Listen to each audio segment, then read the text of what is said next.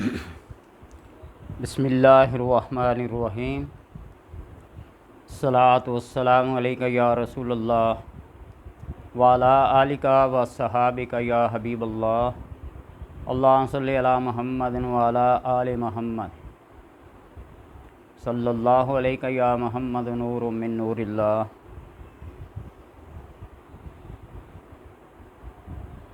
سلسلہ عملیات و وظائف میں ہر روز کی یہ بات محنت، ریاضت، شوق، لگن جب اپنے عروج پہ پہنچ جائے، توجہ اور یکسوئی حاصل ہو جائے، اللہ تبارک و تعالیٰ کے نور کی ایک معمولی سی جھلک نظر آ جائے، نبی اکرم صلی اللہ علیہ وسلم کا دیدار ہو جائے، بزرگان دین کی تعلیمات اور ان کی صحبت کا جب اثر ہو جائے، تو یہ تمام ٹیکنالوجیز انسان کی راہ کی گرد بن جاتی ہیں۔ لوگ اکثر یہ سوال کرتے ہیں کہ آپ جو کچھ یہ بتاتے ہیں کیا قرآن و حدیث میں یہ چیزیں موجود ہیں؟ قرآن کا اگر گہرائی سے مطالعہ کیا جائے، گہرائی سے، تدبر اور فکر کی دعوت جو قرآن دیتا ہے، تو پھر اللہ فرماتا ہے مَا وَلَا يَابِسٍ إِلَّا فِي كِتَابٍ مُبِينٍ، کوئی تر اور خشک چیز ایسی نہیں جس کا ذکر قرآن میں نہ ہو، لیکن اس کے لیے تدبر اور فہم کی ضرورت ہے۔ انشاءاللہ تبارک و تعالی بہت جلد 2-4 دن کے اندر یا ایک ہفتے کے اندر ایک لائیو یوٹیوب پروگرام شروع کرنے کا پروگرام ہے، 1 گھنٹے کے لیے، رات 8 سے 9 یا 9 سے 10 بجے وہ پروگرام بالکل ترتیب دے کے آپ لوگوں کے سوال و جواب لائیو کال میں، مسائل اور عملیات اور وظائف۔ لوگ یہ پوچھتے ہیں کہ روحانیات میں فیس لینا، ہدیہ لینا جائز ہے؟ بہت دفعہ یہ کہہ چکا ہوں، بار بار اس کو ریپیٹ نہیں کرتا، لیکن آج جو وظیفہ آپ کو بتانے والا ہوں یہ نبی اکرم صلی اللہ علیہ وسلم کے فرمان عالی شان کے مطابق فرمایا کہ جب بھی تم دعا کرو، کوئی حاجت، کوئی مشکل، کوئی اللہ سے چیز مانگنی ہو، طلب کرنی ہو، تو یا ذل جلال والاکرام کے ساتھ کیا کرو۔ یہ وہ اسم ہے، یہ وہ جلالت ہے، یہ وہ علو شان ہے اللہ تبارک و تعالیٰ کے اس اسم کی، جس کی برکت سے حضرت سلیمان علیہ السلام کے اس صحابی آصف بن برقیہ نے تخت بلقیس منگوایا تھا۔ میں نے کل بھی کہا تھا کہ تخت بلقیس کا منگوانا اور سلیمان علیہ السلام کا جو اپنا تخت تھا جو ہوا پہ چلتا تھا، 1000 کمرے پہ مشتمل تھا، کوئی معمولی چیز نہیں تھی۔ وہ تخت تو سلیمان علیہ السلام خود بھی منگوا سکتے تھے اور خود بھی طلب کر سکتے تھے، نبی ہیں۔ جو ہوا کو حکم دیا اپنا پورا تخت 1000 کمروں والا، جس میں چرند پرند درند انسان جانور سب شامل ہوتے، تو کیا بلقیس کا تخت نہیں منگوا سکتے تھے؟ کہنے اور بتانے کا مقصد اور مفہوم یہ ہے کہ بندہ جب محنت کرتا ہے، ریاضت کرتا ہے، تو وہ اس مقام اور منصب پر پہنچ جاتا ہے۔ یہ میرے پاس کتاب ہے جواہر خمسہ علامہ محمد غوث گوالیار کے، جس میں ذکر کے چند طریقے لکھے ہوئے ہیں کہ اس پوزیشن پہ بیٹھ کر اگر بندہ موازمت کرے، ہمیشہ اس کے اوپر کاربند رہے، تو وہ ہوا میں اڑنا شروع کر دیتا ہے۔ اور انہوں نے کئی بزرگوں کے حوالے دیے ہیں، کوئی اس بات کو مانے یا نہ مانے، ہماری ان سے غرض نہیں ہے۔ ہم جو پڑھتے ہیں کتابوں سے حاصل کرتے ہیں اس بات کا ذکر کرتے ہیں۔ ذکر چگد، الو جو ذکر کرتا ہے، چگد الو جو ذکر کرتا ہے، اس الو کے ذکر کی انہوں نے بڑی خاصیت اور اہمیت لکھی ہے۔ عرش کی طرف منہ کر کے جب وہ ذکر کرتا ہے ایک محویت طاری ہو جاتی ہے۔ خنزیر جس کا نام لینا لوگ کہتے ہیں زبان ناپاک ہو جاتی ہے، گدھا، ان کی تسبیحات کو اگر آپ پڑھیں تو خنزیر یہ دعا کرتا ہے اللہ تبارک و تعالیٰ ہے تو نے مجھے خنزیر بنایا، سود خور نہیں بنایا۔ تو آج ہماری معیشت کو دیکھ لیں، خنزیر جیسی مخلوق اللہ سے یہ دعا کرتی ہے کہ تو نے مجھے خنزیر بنایا، سود خور نہیں بنایا۔ تو لہٰذا اس آصف برقیہ نے وہ تخت بلقیس جو منگوایا وہ کون سا اسم اعظم تھا؟ یا ذل جلال والاکرام۔ یہ جب یا کے ساتھ پڑھیں گے نا، یا اس کو پھر یا ذل جلال نہیں پڑھیں گے، یا ذل جلال پڑھیں گے۔ عربی گرامر قواعد کے لحاظ سے منادہ مضاف جب ہوتا ہے نا تو وہ منصوب ہوتا ہے۔ گرامر کی کتابیں کچھ پڑھ کے دیکھ لینا۔ ایک بندے کا کمنٹس ہے نا، آپ لوگوں کو گمراہ کر رہے ہیں، تو میں نے اسے پوچھا کہ آپ کے پاس کتنا علم ہے؟ اصول قرآن میں سے کون کون سی کتابیں پڑھی ہیں، تفسیریں پڑھی ہیں؟ اصول حدیث میں سے کون سی کتابیں پڑھی ہیں؟ اصول فقہ کی، منطق اور فلسفہ میں کیا پڑھا ہے؟ ایک یہ ہے گجرات کے ایک بندیالوی صاحب تھے، عطا محمد بندیالوی، گولڈا شریف سے بڑے منسلک تھے وہ، منطق اور فلسفہ۔ وہ اپنے درس قرآن میں ایک عام معمولی آدمی کو نہیں بیٹھتے میری باتیں سن کر گمراہ ہو جاؤ گے۔ منطق یہ کتاب ہے قطبی، تیسرے چوتھے سال میں پڑھائی جاتی ہے۔ وہاں تک اگر کسی نے منطق پڑھی ہوئی ہو تو پھر اس کو درس میں بیٹھنے کی اجازت ہوتی تھی، خاص درسوں میں۔ تو اس لیے صرف انگریزی کے 2 لفظ پڑھ کے، زبانیں ساری اللہ کی ہیں، ساری اسی نے بنائی ہیں، کوئی طنز نہیں کر رہا انگریزی پہ، لیکن صرف انگریزی کے 2 لفظ پڑھ کے فارسی کو چھوڑ دیا جائے، عربی کو چھوڑ دیا جائے جس میں سارے علوم ہیں۔ اور آج کل ہم نے اپنے اس انگریزی کا سٹائل ہی تبدیل کر لیا ہے۔ ہم کبھی اے کو اے ہی پڑھتے تھے، آج آ پڑھتے ہیں۔ اب کسی رائٹر مصنف نے لکھا ہے نا کسی کالم میں کہ اس سٹائل کو تبدیل کرنے سے ہم اگر اسلام آباد کو پڑھیں نا، اسلام آباد، اسلام آبیڈ، کیا معنی بن جائے گا؟ اسلام ایک بری چیز ہے۔ سٹائل تبدیل کرنے سے، زبان کے اتار چڑھاؤ سے۔ اس کی مثال کیا ہے؟ یا ایھا الذین آمنوا لا تقولوا رائنا قولوا انظرنا۔ منافقین یہ کہا کرتے تھے نا، مشرکین، رائنا۔ آج بھی بڑے بڑے قاری اس زیر والے حرف کو اتنا وہ باریک کر کے پڑھتے ہیں، آگے یہ معلوم ہوتی ہے، ٹھیک ہے، اتنا بھی وہ رائنا، یہ لفظ اللہ تبارک و تعالیٰ کو انتہائی ناپسند آیا۔ فرمایا میرے محبوب صلی اللہ علیہ وسلم کو مخاطب کرتے ہوئے انظرنا، نظر کرم کیجئے، رائنا ہماری رعایت کیجئے۔ جب اس کو رائنا پڑھیں گے، چرواہے کے معنی میں آتا ہے۔ کوئی بھی زبان ہو، اس کے لہجے کو، اس کے سٹائل کو، اس کے اعراب اور تلفظ کو جب تھوڑا سا کھینچ کے، لمبا کر کے، چھوٹا کر کے، اس کی اپنی حیت سے ہٹا کے پڑھیں گے، معنی تبدیل ہو جاتا ہے۔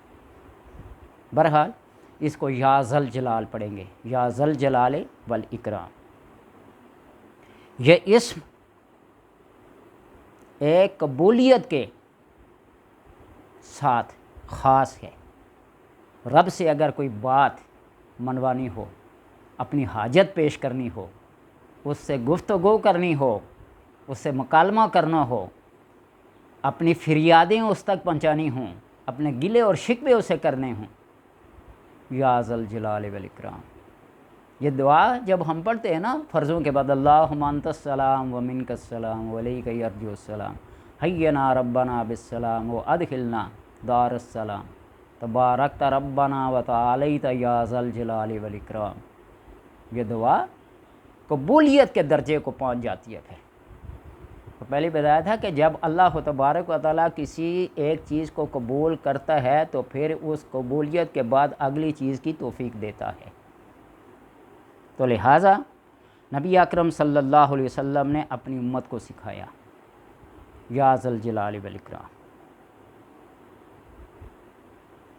کیونکہ یہ اسم اللہ تبارک و تعالیٰ کے ساتھ مخصوص ہے، اور اس اسم کا ذاکر، اس کا ذکر کرنے والا منگل کی رات کو، رات کے آخری حصے میں، تہائی حصے میں، 1/3 رات جب گزر جائے اس میں یہ ذکر کرے تو یہ اس کے لیے بہت مناسب ہے۔ ایک تو تنہائی کا وقت ہوتا ہے، ایک رات کا آخری حصہ ہوتا ہے، اور آپ صلی اللہ علیہ وسلم نے فرمایا اگر میری امت پہ یہ مشکل اور شاق نہ گزرے تو میں ان کو عشاء کی نماز تہائی رات تک پڑھنے کا حکم دوں، رات کے آخری حصے میں پڑھے۔ اور آپ صلی اللہ علیہ وسلم وتر رات کے آخری حصے میں پڑھتے تھے تہجد کے ساتھ۔ اللہ تبارک و تعالیٰ اپنے قرب الہی جس کو کہتے ہیں، اس قرب کا دروازہ کھول دیتا ہے اور وہ رازوں سے واقف کرا دیتا ہے، ہر چیز سے حجابات اور پردوں کو اٹھا دیتا ہے، بندہ اپنی کھلی آنکھوں سے اس کا مشاہدہ کرتا ہے۔ جب میں مشاہدے کا لفظ استعمال کر رہا، لوگ پھر کہتے ہیں آپ نے مشاہدہ کیا ہے، او بھائی میری بات کو چھوڑو، آپ اپنے آپ کو اس قابل بناؤ۔ وہ ایک مولانا روم نے مثنوی میں لکھا نا، میرے پاس ہر کتاب موجود ہے اللہ کے کرم سے،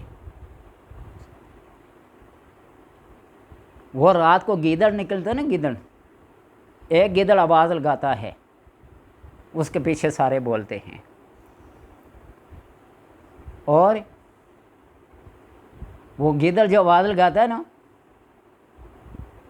وہ کہتا ہے میرا باپ بادشاہ تھا، سردار تھا، عالم تھا، فاضل تھا۔